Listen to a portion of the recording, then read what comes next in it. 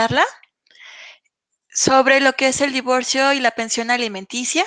Espero que sea de su agrado. Cualquier duda, por favor, no duden en comentarla. Vamos a poner la cámara en estos momentos para que puedan verme. Ahí estoy. Eh, Hagan sus comentarios si pueden escucharnos y vernos adecuadamente, ¿correcto? Bien, vamos a dar inicio. Divorcio y pensión alimenticia es un tema muy recurrente en la línea del PAE, que es el servicio con el que ustedes cuentan de forma gratuita. Por eso nos ha interesado mucho hablarles de este tema para darles una información general, recordándoles que para adecuarla necesitan hablar al PAE, que es el servicio con el que cuentan, y así atender caso por caso. Primero, ¿qué es el divorcio? Bueno, pues el divorcio es la única forma que existe para terminar con un matrimonio de forma legal.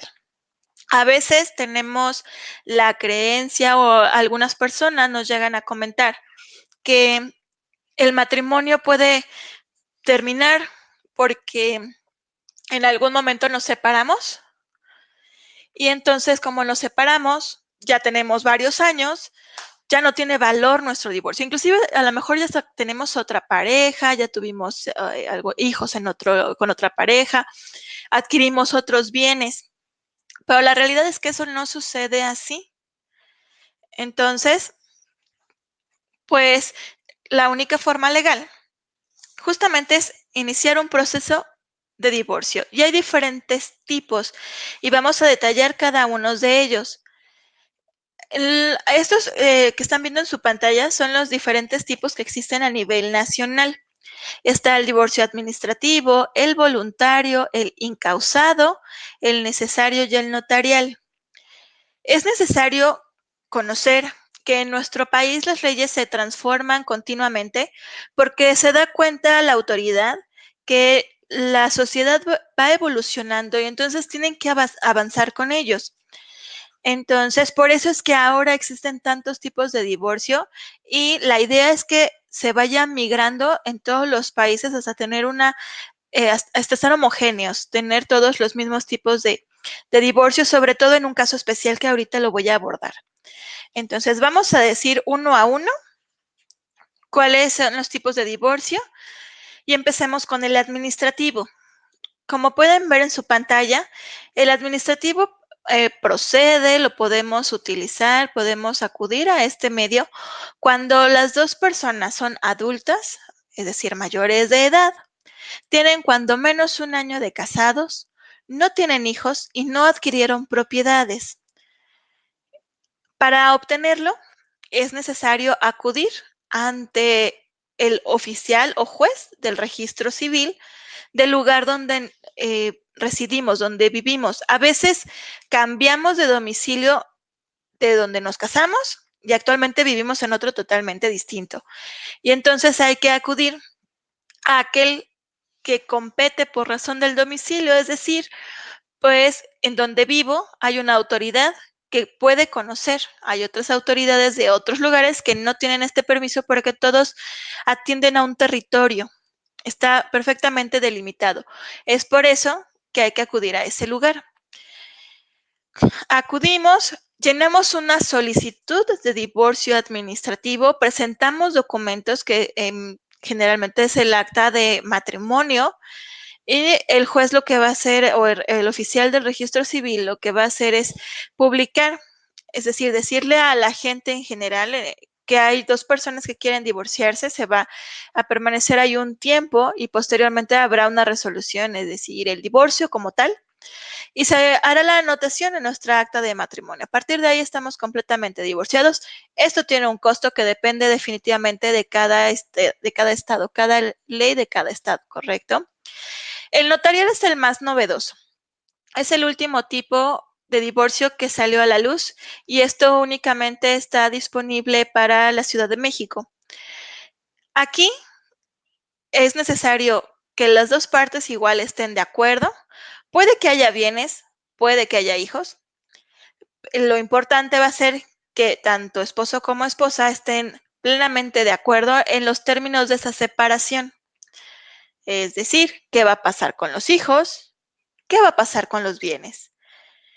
Eso se lo exponemos al notario, quien será el encargado de dar fe de ese acto, de darle valor y por tanto ordenarle al juez del registro civil levante esta anotación en el acta de matrimonio, dando por terminada la relación.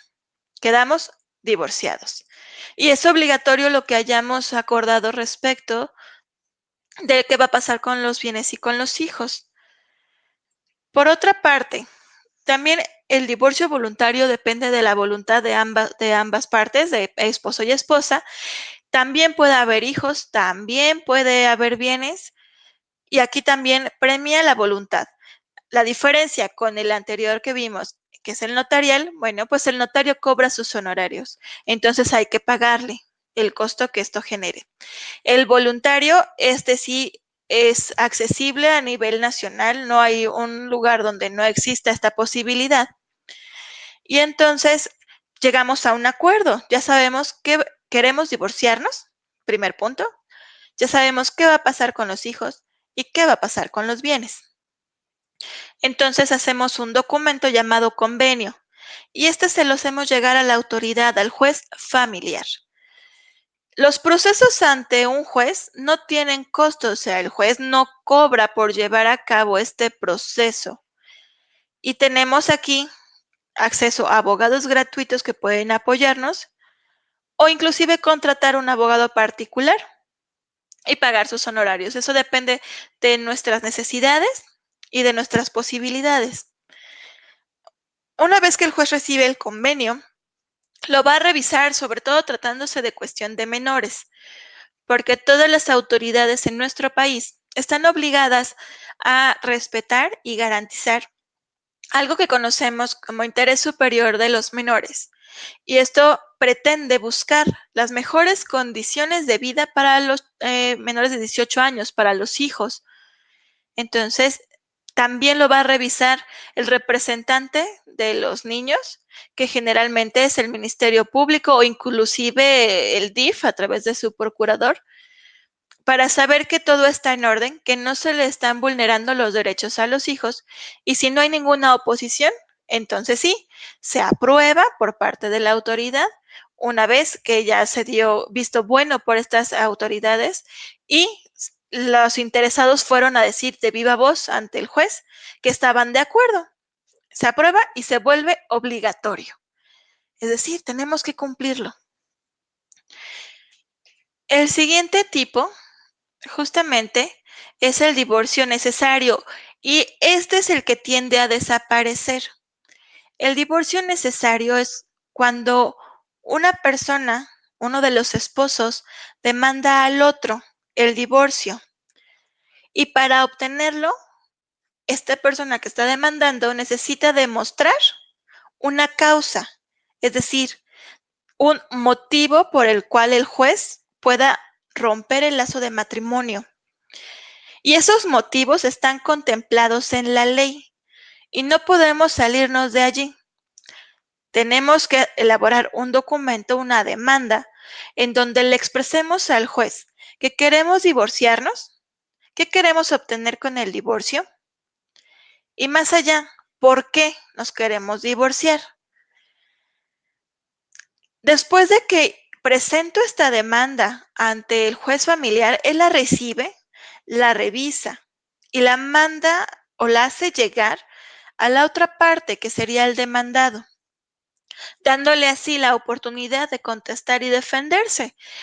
La persona demandada puede decir si está o no de acuerdo y por qué con lo que se le está pidiendo.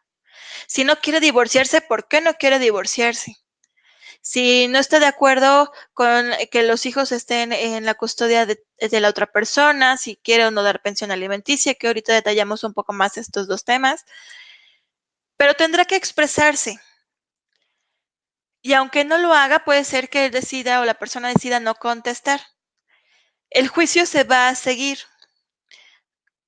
Después de la demanda, la contestación o no contestación de la demanda, viene una parte de pruebas, que es medular en este procedimiento, porque tenemos que acercarle al juez recursos, evidencia de que lo que nosotros estamos diciendo es cierto.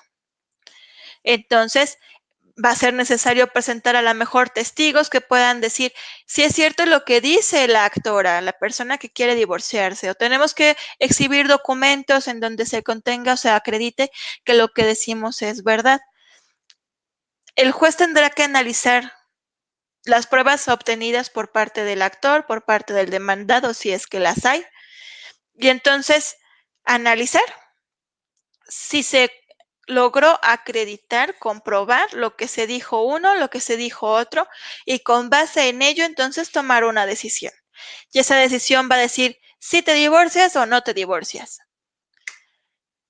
Y una vez que el juez decida y esta resolución, esta sentencia quede firme, o sea, inamovible, tenemos que respetarla y cumplirla. Entonces, los procesos anteriores, dijimos, dependen de la voluntad y el acuerdo de los interesados, de los involucrados. Atienden a que somos adultos, a que somos personas con capacidad de diálogo y de llegar a acuerdos.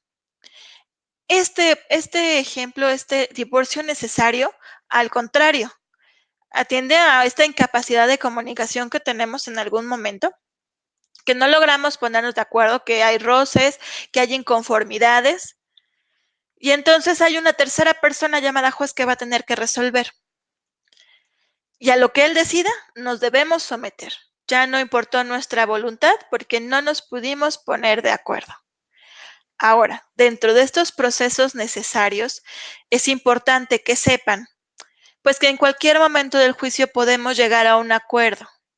Generalmente, y antes de abrir el periodo de pruebas que les comentaba hace unos momentos, el juez les da la oportunidad de dialogar, de conversar junto a él o delante de él, para poder verificar si hay posibilidad de que los dos lleguen a acuerdos. Si esto ocurre, se realiza el acuerdo y se termina el proceso, se aprueba y es obligatorio. Si no ocurre, entonces seguimos con las demás etapas del juicio hasta culminar con una sentencia. Ok, vamos al siguiente. El divorcio encausado también, vamos a llamarles de los más novedosos, se dio antes del notarial y atendió a una realidad. Como les venía comentando, la ley se va adecuando a las necesidades de los habitantes de una sociedad. Entonces se reconoció un derecho primordial, fundamental, un derecho humano de todos nosotros, que se llama la libre autodeterminación. Esto hace referencia a que ninguna persona nos puede obligar a hacer algo que no queremos. E inclusive no se nos puede obligar a permanecer casados. Y es por eso que el divorcio incausado atiende a esta razón. No tengo que demostrar una causa, no hay un motivo por el cual yo tenga que pedirle la validación al juez de devolverme la soltería, ¿no? De ya no quiero estar casado.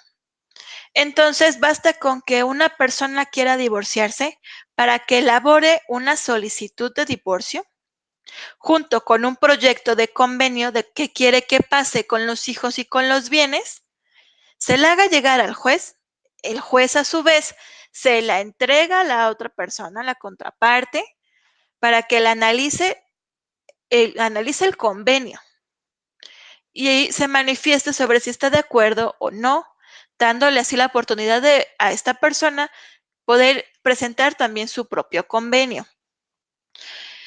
Una vez que tiene estas dos partes el juez, esta autoridad, lo que va a hacer es llamarlos a una audiencia, en donde pues los va a sentar y les va a preguntar de estas dos opiniones diversas si se pueden empatar y volverse una.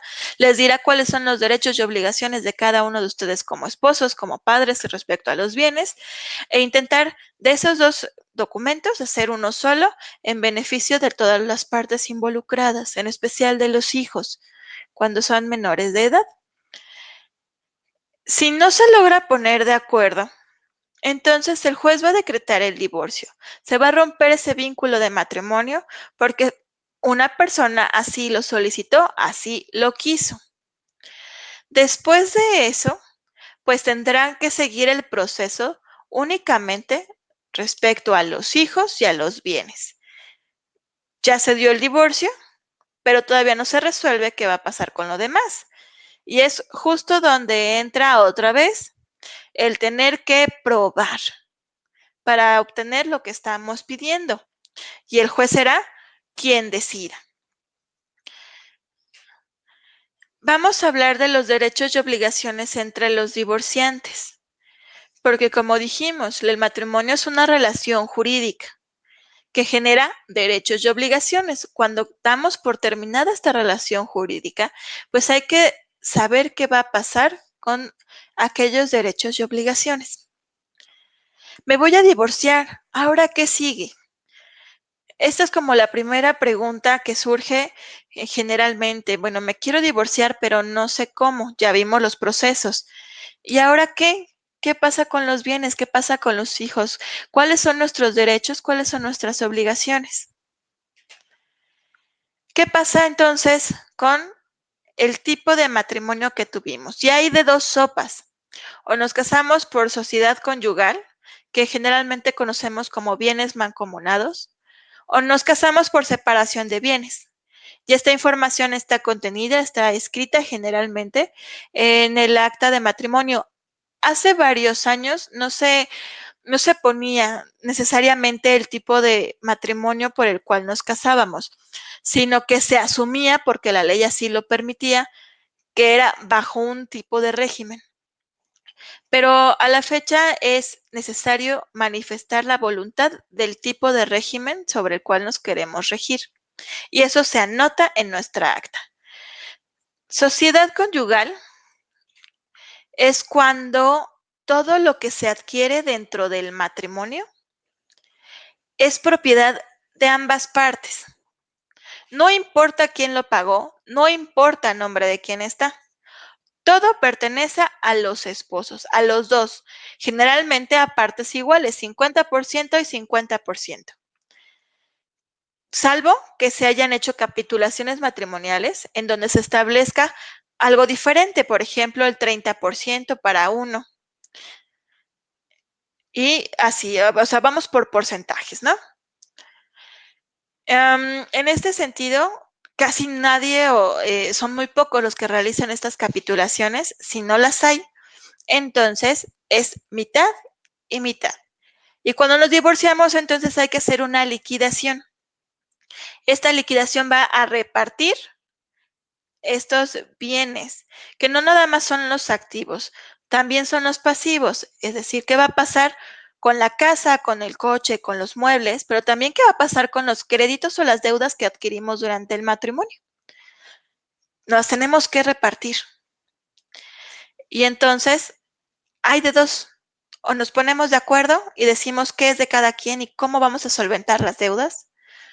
O el juez va a decir, los bienes se venden, el dinero se utiliza para pagar las deudas y si queda algo se divide en dos y se reparte. Si no queda dinero, pues entonces ya no habrá repartición. Y eso es en sociedad conyugal. La separación de bienes atiende a otra naturaleza.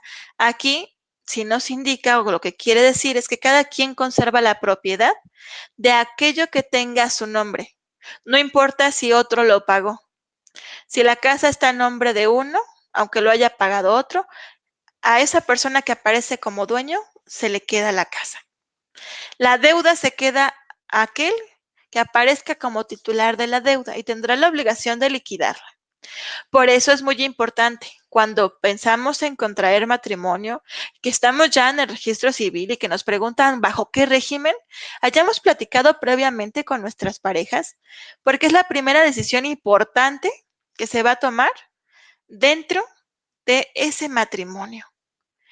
Y si en alguna ocasión o por alguna razón tienden a separarse, a divorciarse, pues será algo de lo que tendrán que resolver. Definitivamente es algo que no nos podemos brincar.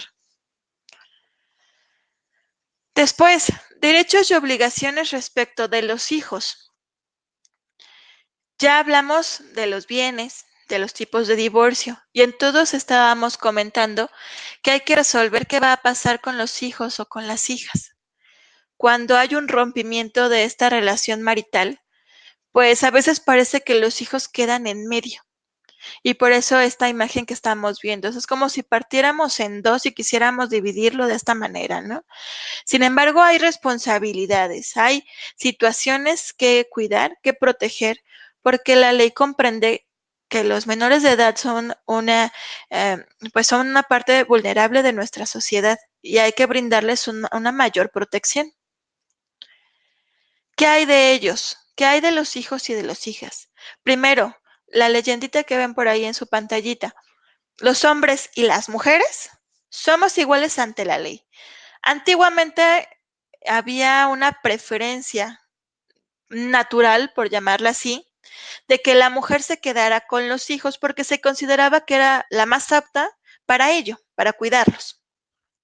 Sin embargo, atendiendo a estos movimientos y estos cambios sociales de los que hemos venido platicando, de lo que venimos charlando, pues la ley también se ha ido modificando. En la mayoría de los estados ya se reconoce una igualdad de paternidad y maternidad.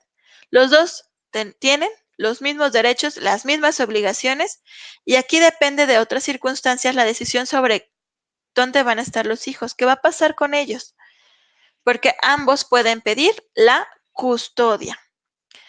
La custodia es la tenencia física de nuestros hijos viviendo en nuestra casa, bajo nuestro techo y obligándonos al cuidado diario de ellos.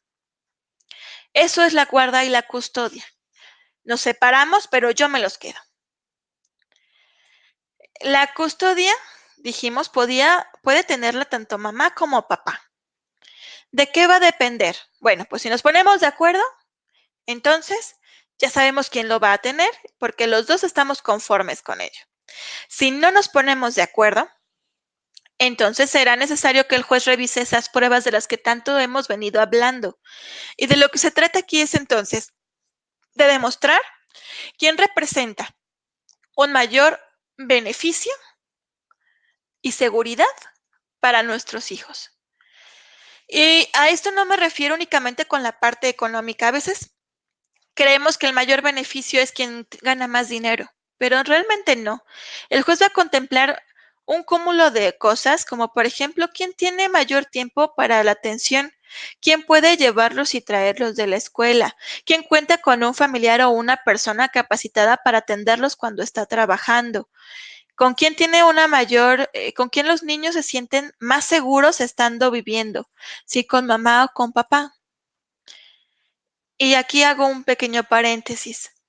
¿Es derecho de los menores de edad involucrados en un proceso como este ser escuchados por la autoridad? Entonces hay algo que se llama plática de menores, en donde el juez se acerca a los niños de manera pues, lo más casual y amistoso posible para conocer cómo se sienten, qué es lo que les gusta, qué no les gusta, en dónde se sienten más seguros, si con su mamá, con su papá, para tomarlo en cuenta al momento de decidir sobre la custodia. No quiere decir que los niños escojan o los niños elijan, porque tenemos esa falsa creencia también que lo que el niño va y le dice al juez se hace. No, tenemos que compaginar una serie de pruebas. Esta es una. Falta demostrar, dijimos, lo del tiempo. Si en la casa donde voy a vivir tienen un espacio adecuado para su desarrollo, para su privacidad. Si cuento con los servicios básicos. Dijimos que si hay alguna persona de apoyo para el cuidado de los niños cuando uno no está, cuando se ausenta. Hay que demostrar a través de otras pruebas, como por ejemplo una pericial en materia de psicología, donde un psicólogo o una psicóloga valoran emocional y cognitivamente a mamá, a papá y a los hijos para saber cómo es su convivencia, cómo es su relación y dónde los pequeños estarían mejor. Solo con estas pruebas, con este cúmulo de pruebas encaminadas en una dirección, podría tomar el juez una decisión sobre si va a quedarse con mamá o con papá. Ahora, también hay otra, vamos a llamarle novedosa forma de tener la custodia, que conocemos como compartida, y es donde nos dividimos estas tareas, donde nos dividimos, pues, el cuidado de los hijos de manera, vamos a llamarle equitativa, siempre y cuando esto represente un beneficio para los niños que no ponga en riesgo su estabilidad emocional, su estabilidad en cuanto a salud y escuela. Es decir, si podemos compartirlo. Si mamá vive, no sé, en un estado y papá vive en otro, que están a varias horas de distancia, pues no podemos compartir una custodia de un día y un día o una semana y una semana, porque sería mover radicalmente a los hijos de su entorno y eso no sería posible. Pero a lo mejor vivimos a 2, 3 cuadras, estamos a 5, 10 minutos, media hora y nos podemos hacer cargos de llevarlos a la misma escuela, tenemos las personas que los cuiden, entonces compartimos ciertas responsabilidades tanto de cuidado como de gastos. Y eso sería entonces la custodia. Por eso, con esto respondemos a esta pregunta. ¿Quién cuida a los hijos? El deber, la obligación es de ambos, de mamá y de papá.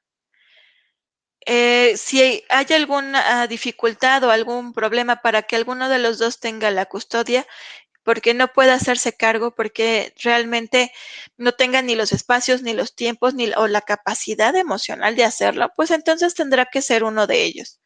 Pero originariamente es de los dos.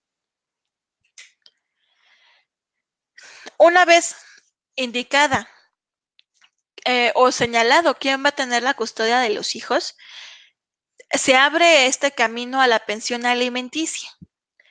También muchas veces tenemos la idea de que la pensión debe cubrir la comida, como es pensión alimenticia, alimenticio, alimentos, comida. Pero el término legal va más allá de la comida. Como pueden ver en la columnita, habla de poder darles lo necesario de la ropa, zapatos, la comida, cubrir su educación, la salud, la recreación o la diversión, darles un techo en donde vivir. Entonces, la pensión alimenticia debe ser tal que se puedan cubrir estos rubros. No existe un tabulador que nos diga cuánto hay que dar por hijo.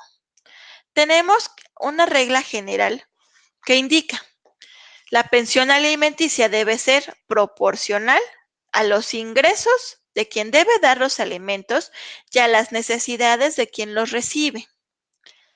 Entonces, generalmente, y por experiencia quizás se los puedo compartir, los jueces determinan cuando hay una fuente de trabajo confiable, porcentajes de ese ingreso de la persona que va a dar la pensión.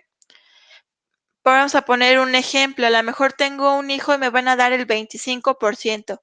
Y de ahí tengo 2, tengo 3, pues este porcentaje va a ir incrementando, pero por ley no puede rebasar el 50% de los ingresos de quien va a dar esa pensión, porque también la ley entiende que esa persona necesita cubrir sus propias necesidades, pagar una renta, una hipoteca, su comida, su transporte, todo lo necesario para estar bien, que también es necesario para poder tener una adecuada convivencia con los hijos, que ese punto lo vamos a tocar un poquito más adelante. Entonces, la pensión alimenticia debe estar equilibrada a las posibilidades y a las necesidades. Cuando no hay un trabajo fijo, no hay un patrón que nos paga, que le paga a la persona, pues entonces lo que hace la autoridad es fijar una cantidad, decir, cada tal o cual tiempo necesitas tú entregar esta cantidad de dinero a tus hijos, ya sea que se deposite en una cuenta, se lo des en la mano salvo de previo recibo o contrarrecibo, perdón. Aquí la idea es que no se deje de cumplir, porque hay consecuencias. A veces también creemos que porque la persona no trabaja no va a darnos o no tiene por qué darnos dinero, y entonces no pedimos lo que le corresponde a los hijos. Sin embargo, hay consecuencias graves. Si no se da pensión alimenticia pese a que no haya trabajo, puede perder sus derechos como padre, que sería una de las consecuencias a través de un juicio de pérdida de la patria potestad. Y dos, también la ley considera que esto es un delito. Los delitos son conductas prohibidas en la ley y que indica que si alguien las comete, alguien realiza esa conducta descrita, debe ser castigada. Y los castigos van desde la reparación del daño a través de pagar lo que se debe hasta un tiempo en prisión, privado de su libertad, porque se considera que los padres no pueden dejar de dar alimentos a los hijos porque decíamos hace un momento, ellos no pueden trabajar para hacerse llegar sus propios recursos que cubran estos rubros. Es por ello tan importante. Entonces, si papá o la mamá de tus hijos no está dando pensión alimenticia y no trabaja, Es necesario que sepas que es derecho de tus hijos recibir una pensión y que existen los mecanismos legales para obtenerla. Vamos a ver nuestra siguiente lámina que decíamos se llama, o vamos a hablar de las convivencias. La convivencia es justamente la forma en la que la persona que no tiene la custodia de los hijos va a poder ejercer sus derechos como padre o como madre. Los va a tener con él o ella determinados días, por determinado tiempo, en donde va a poder promoverse ese lazo afectivo entre ambos para que éste crezca, se fortaleza, para poderte involucrar en las tareas de tus hijos, en sus necesidades, en su educación. Esa convivencia es la oportunidad de no romper el lazo paterno o materno filiales. Entonces, por esa razón es que las convivencias pueden ser tan amplias como se decida, como se desee y beneficia a los hijos. Lo único que la ley nos pide es que no se interrumpa con horarios de sueño, con horarios escolares o de actividades escolares. Entonces, estas convivencias pueden ser a lo mejor de manera ordinaria, cada 15 días de fin de semana, a lo mejor 1 o 2 días entre semana, dependiendo de cómo tengamos nuestros horarios y nuestra disponibilidad de tiempo. Las vacaciones hay que repartirnoslas, hay que resolver cómo vamos a pasar el cumpleaños, por ejemplo, de los hijos. Hay que resolver, pues, cómo va a dividirse Navidad, Año Nuevo, estas festividades que tanto nos importan, estos festejos que son relevantes en nuestra vida, en nuestra cultura, ¿cómo nos los vamos a dividir? ¿Con quién va a pasar los hijos ese momento? Si nos los vamos a intercalar, si siempre van a ser las mismas fechas. Y como todo el tiempo se los he venido diciendo, son dos vías, o nos ponemos de acuerdo, o una tercera persona llamada juez familiar lo va a decidir. Entonces, también es necesario separar. Las convivencias no dependen de que papá o mamá, que no tenga la custodia, claro, dé una pensión alimenticia. A veces castigamos esta parte, ¿no? No me das dinero, no te presto a los niños. Y eso no está bien, la ley no lo permite, no lo considera adecuado, porque más que un derecho de los adultos, las convivencias es un derecho de los niños. Tienen derecho a la identidad, por eso tienen un padre y una madre. Tienen derecho a conocer sus raíces, a disfrutar con su familia extendida, a fortalecer y permanecer en este lazo filial, en este lazo afectivo con ambos progenitores, con ambos padres. Y esto está protegido por la ley también, tanto que como hay consecuencias para el que no da pensión, como que también hay consecuencias para quien no permite la convivencia. El no permitir, el impedir o entorpecer una convivencia familiar con el progenitor que no tiene la custodia es motivo o causa suficiente para que éste pida un cambio de custodia. Entonces, es grave, tiene una consecuencia mayor que debe ser valorada. Y las únicas maneras de restringir o suspender las convivencias es porque estos espacios pongan en peligro real, inminente, comprobable a los hijos. Por ejemplo, una persona sumamente violenta o sumamente descuidada que no le preste atención a los hijos y que pueda poner en riesgo su integridad emocional, física, entonces sí, podemos pedir primero que nada la restricción. ¿Cómo se da esto? A través de una convivencia supervisada por personal autorizado por el juez en días y horas completamente controlados. Es el primer momento en el que esta persona tendrá que pues manifestar y demostrar su voluntad de convivencia y de hacerlo de manera adecuada. Si pasa esta prueba, por decirlo así, entonces podrán darse abiertas las convivencias. Si definitivamente demuestra falta de interés, si pone en riesgo la vida y la seguridad de su pequeñito o pequeñita, pues entonces estas pruebas, estas convivencias, perdón, pueden ser definitivamente suspendidas hasta que se demuestre lo contrario. Y eso no hay que perderlo de vista, porque el que deje de dar pensión no es causa o motivo suficiente que justifique el impedir las convivencias. Y bueno, ya les hablé un poquito de esto, el interés superior del menor. es justamente la obligación que tienen todas las autoridades de velar, proteger y asegurar que los niños y niñas de nuestro país o que se encuentran en nuestro país tengan acceso a la mejor calidad de vida posible. Y eso aplica en los divorcios. Esto aplica aun cuando no estemos casados, pero hay hijos en común, hay hijos de por medio. Todo esto aplica, pese a que no haya un matrimonio. Debe de protegerse a los menores de edad y eso es una obligación que por ley les compete y les obliga a las autoridades.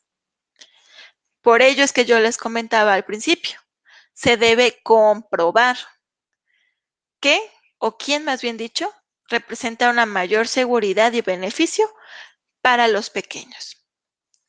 Y con base en ello, claro, resolverán los jueces. Este tema lo quise agregar a la charla del día de hoy, porque la violencia familiar sigue siendo algo que se da en nuestro país de manera bastante común, más de lo que pensamos.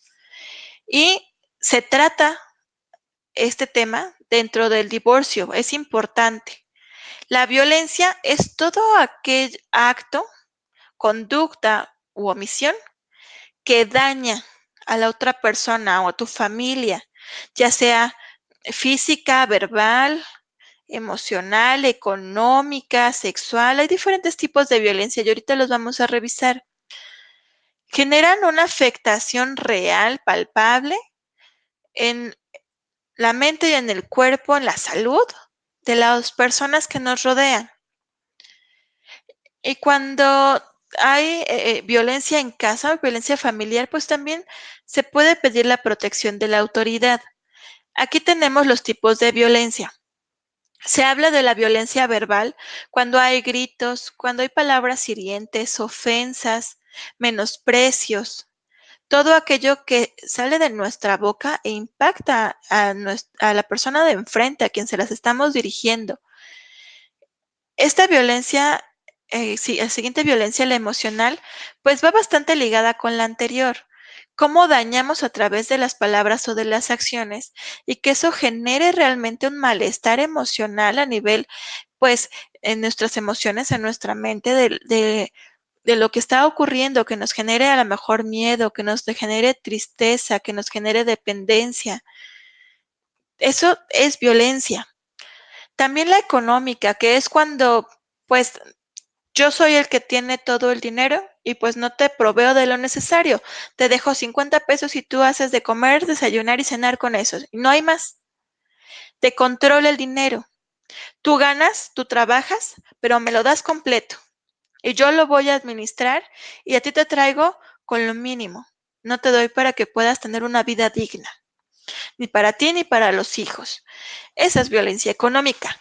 Patrimonial hace referencia cuando, por ejemplo, te obligo a que una propiedad que es tuya la pongas a mi nombre. Puedo inclusive quitártela, venderla y quedarme yo con el fruto de esa venta.